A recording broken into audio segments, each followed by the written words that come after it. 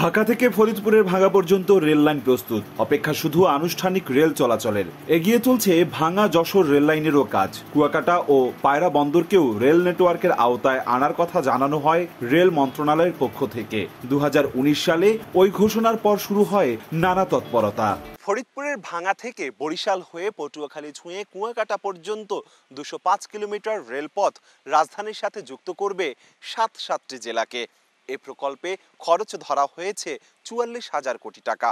17 kilometre নিচু জমিতে হবে উড়াল রেল লাইন, 10টি নদীতে হবে 46টি রেল সেতু, থাকবে 440টি বক্স কালভার্ট। লেভেল ক্রসিং এর বদলে ব্যবহার করা হবে আধুনিক কালভার্ট। ঢাকার সঙ্গে বরিশাল অঞ্চলের সড়ক যোগাযোগকে সহজ করেছে পদ্মা সেতু, আছে নৌপথ, আকাশপথ। এতদিন ছিল না রেল যোগাযোগ, তাই ভাঙা বরিশাল কুয়াকাটা রেলপথ এ অঞ্চলের যোগাযোগ ব্যবস্থার সঙ্গে বৈপ্লবিক পরিবর্তন আনবে আর্থসামাজিক অবস্থাতেও। এখন বিকাশ অ্যাপেই পাবেন দেশের প্রথম ডিজিটাল লোন। দেশের বিভিন্ন অঞ্চল থেকে রপ্তানি দ্রব্যগুলো পায়রা বন্দরে আসতে পারে। এর মাধ্যমে সরকারও তার রাজস্ব আয় অনেক বৃদ্ধি করতে সক্ষম হবে।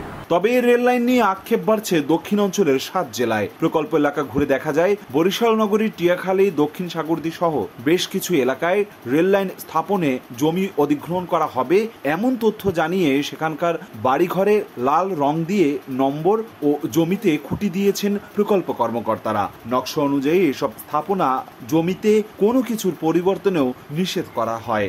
এমন কার্যক্রমের 5 বছর কেটে গেলেও উল্লেখযোগ্য অগ্রগতি হয়নি। এতে বিপাকে পড়েছেন অনেকেই। পরে আমি ব্যস্ত পারি না, আর কিছু করতাই না। যদি তারা এটা নেয় জরুরিভাবে এটা নিয়ে যাক, আর নাহলে আমাদের ছাড়িয়ে দিক, আমরা কাজবাজ করি। যদিও অর্থ বরাদ্দ পেলেই পুরো দমে শুরু হবে কাজ, এমন আশার কথাই শোনালেন প্রকল্প পরিচালক। বেশ কয়েকজন লোক আসছিল, তারা কাগজপত্র নেছে, চাইছে, দেখছে যে তারা ফান্ডিং করবে। ফান্ডের জন্য আমাদের যারা সংশ্লিষ্ট কর্তৃপক্ষ তারা সার্চ করে, পাইলে পরে প্রজেক্ট হয়তো শুরু হবে।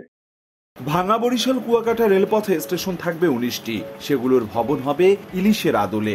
2030 সালের মধ্যে রেলপথটি চালু করার লক্ষ্য নির্ধারণ করা হয়েছিল। অপূর্ব অপু, সময় সংবাদ, বরিশাল।